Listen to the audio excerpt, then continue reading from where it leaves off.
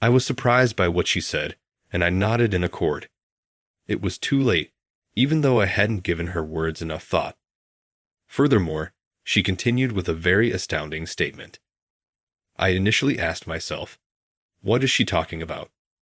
However, a tender sentiment was hidden underneath her words. After hearing those words, our lives took a significant turn for the better. I'm Jake, and I'm 23 years old. I ended up working part-time at a resort hotel after college since I was unable to get a regular career. I suppose you would describe me as a part-time employee. I picked the resort hotel because of something that happened when I was a college student. My grandma, who always showered me with affection, died when I was a junior. Despite the fact that my grandmother resided close to a resort region in upstate New York and I lived in New York, we kept in regular contact. Knowing how much she loved me, I felt a tremendous affection for her. Her house was left unaltered for some time after her death.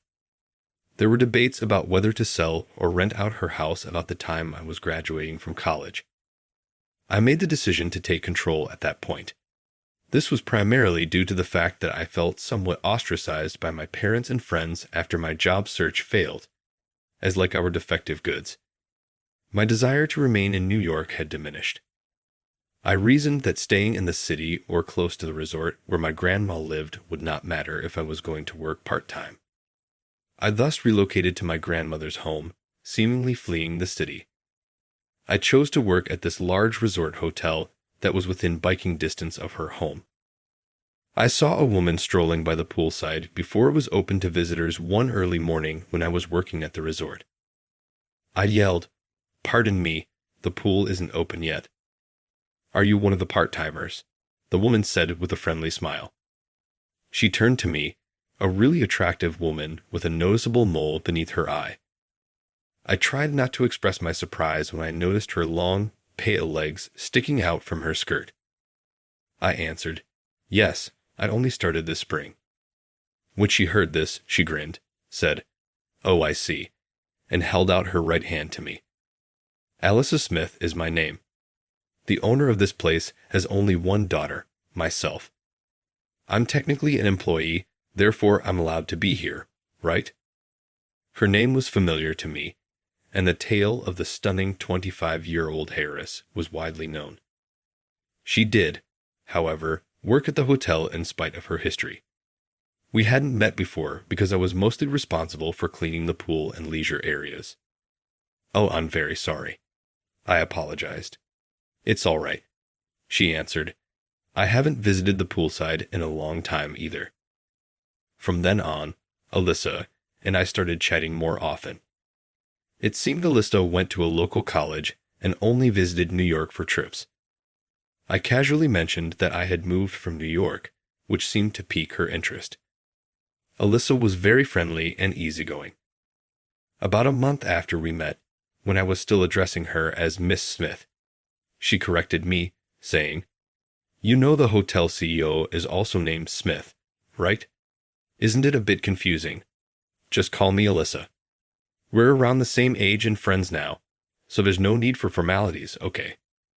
It felt a bit bold to drop the formalities, but now, 3 months since we met, I call her Alyssa. Ever since Alyssa and I got acquainted, she began showing up more frequently at the poolside, always with a bright smile. Seeing her would energize me for my workday. However, one day in early July, Alyssa came by the pool, but her usual cheerful expression was nowhere to be seen. I was just about to take a break, so I guided Alyssa to the break area and offered her some cold drinks. Even as she sat on the sofa, her face remained downcast. Wondering what had upset her, I finally asked, "What's wrong?" She broke the silence. "Can you help me convince my family?" "Huh? Convince them about what?" I asked, baffled. Seeing my confusion, Alyssa quickly added, "Oh, I'm sorry. I should have been clearer. I'm facing a dilemma and could really use some advice. It's for the sake of my family." As she shared her story, it turned out that Alyssa's grandmother had fallen ill. She had been battling the illness for a long time, and recently The doctors had hinted that she might not have much longer. Her grandmother's dying wish was to meet Alyssa's future husband. But Alyssa wasn't currently dating anyone. Thus, her parents had arranged a matchmaking date for her. However, Alyssa said, "I absolutely can't stand the guy they set me up with. The thing is, that guy used to bully me when we were kids. I don't even want to see him again." Well, I've heard that those who've been bullied never forget. So, it's not surprising, I replied. Why not tell your parents the truth about it? I tried, but they just brushed it off, saying it was just childhood stuff, Alyssa said with a sigh.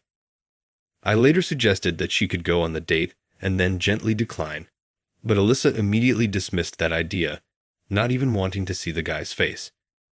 However, her parents had said, "If Alyssa has a boyfriend, of course, we won't set up the matchmaking date. But you don't, do you? So, why not just give it a shot? We want to see Grandma happy, and we're worried about your future." "What do you think I should do?"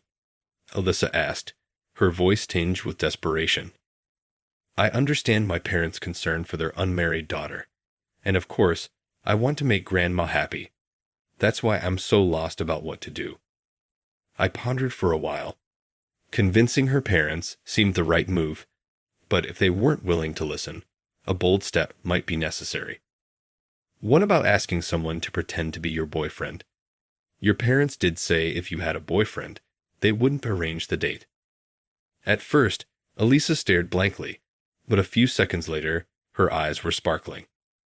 "That's it," she exclaimed, and suddenly, she started taking off her clothes. "Whoa, hold on, Alyssa. What are you doing?" Seeing my panicked reaction, Alyssa burst into laughter. "Silly, I'm wearing a swimsuit underneath. I'm so happy I feel like taking a slide."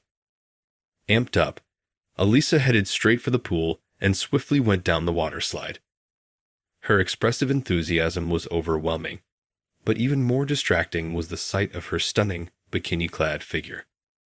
Then, with a big splash, Alyssa came down from the water slide into the pool below. But then, a little mishap occurred. Her bikini had shifted slightly out of place. It wasn't fully exposed, but instinctively, I covered my eyes with my hand. Seeing this, Alyssa casually remarked, "Oops," and quickly adjusted her bikini. As she approached the poolside, a thought seemed to strike her, and she looked over at me with a bright expression. With a sly smile, she asked, "Did you get a peek?" Recalling the earlier sight, I inadvertently replied, "Yes," but I quickly came to my senses. No, I didn't see anything. I swear I didn't see a thing." Amused by my flustered state, Alyssa pointed at me and firmly said, "Nope, you saw it. So now, you're going to play the role of my boyfriend."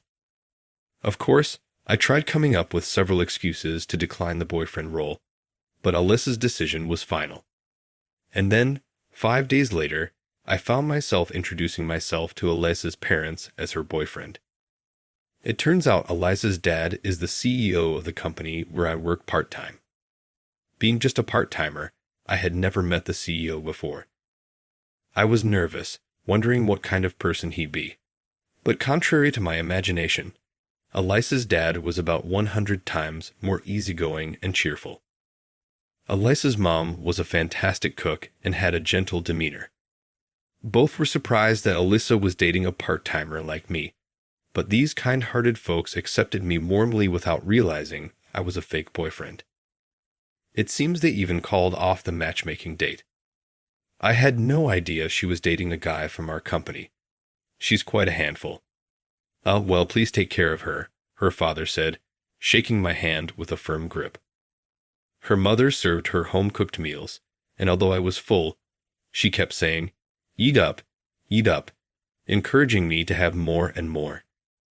Anyway, they were truly wonderful people. I also met Eliza's grandmother, who I heard was sick lately. She seemed to be feeling better, showing a more lively smile than expected, which was a relief for Alyssa. Alyssa's grandmother gently took my hand and caressed it.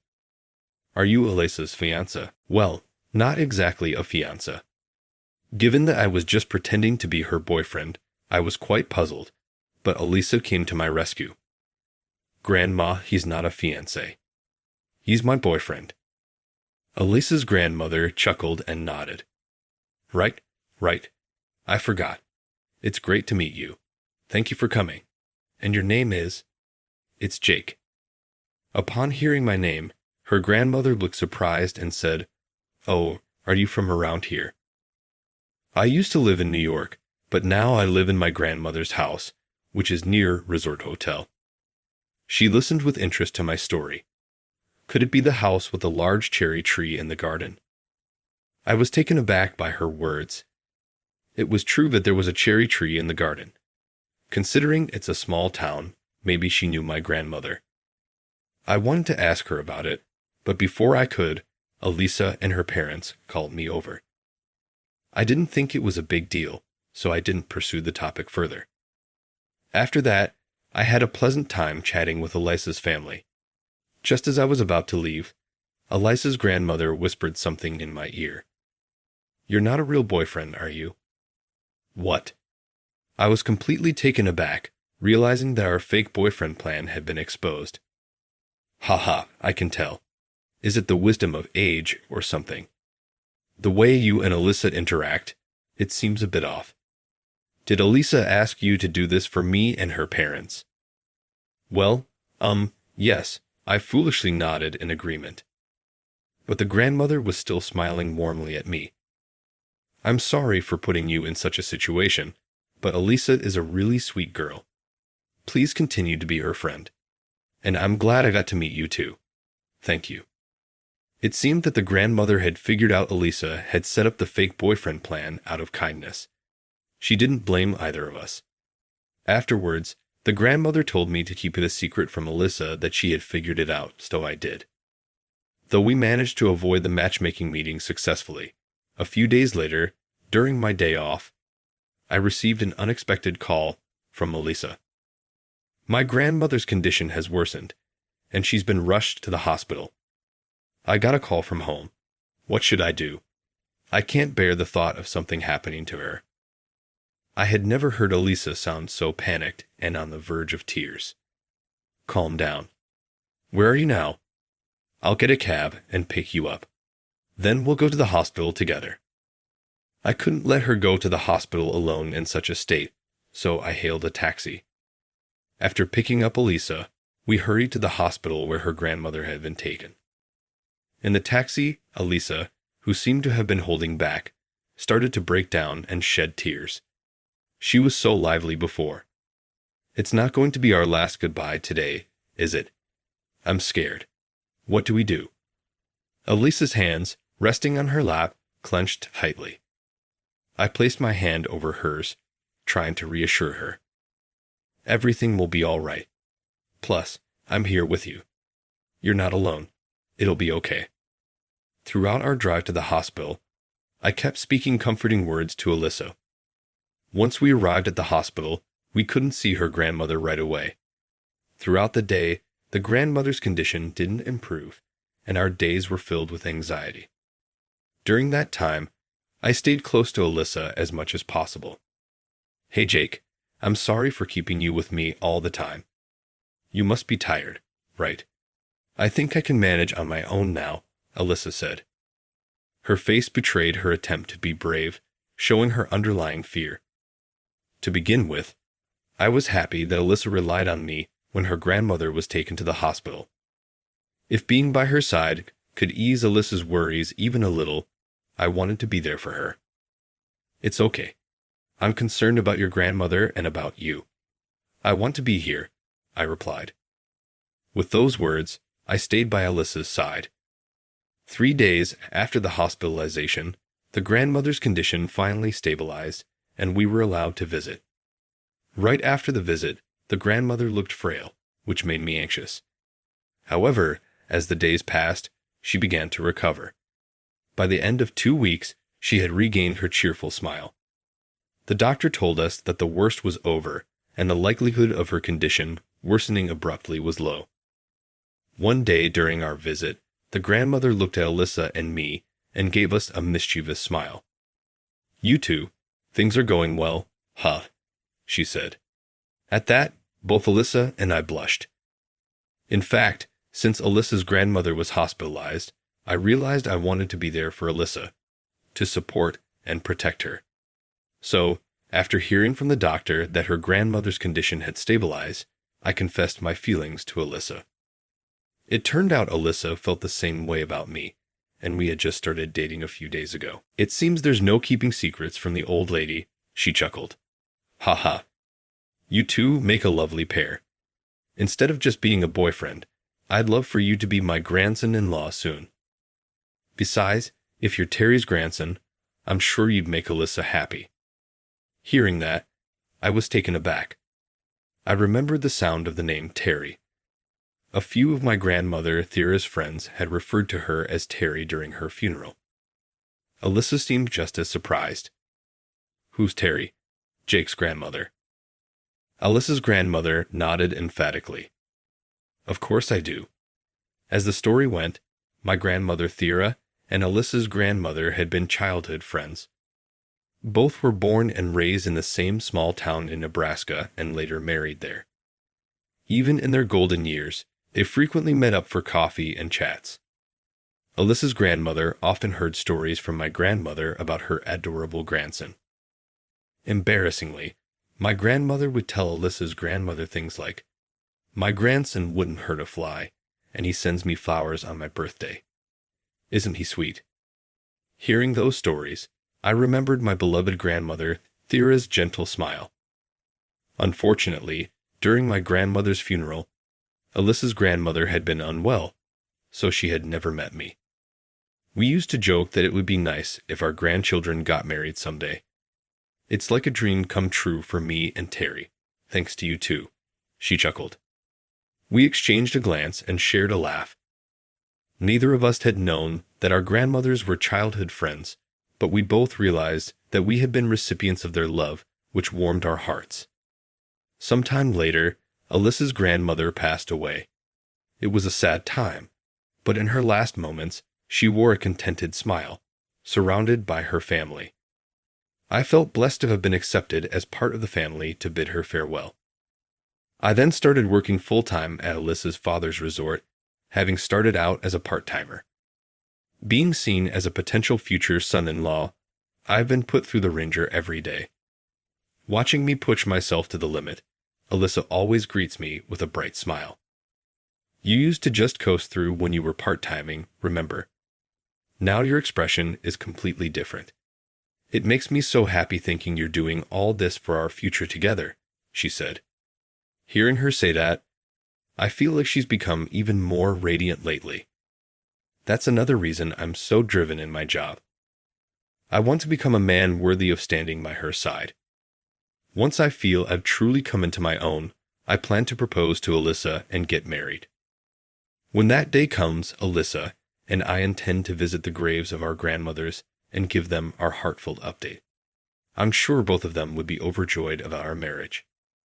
So, how did you find today's story? Your subscription and a thumbs up would be a great encouragement for our content creation. We're looking forward to your comments as well. See you in the next video.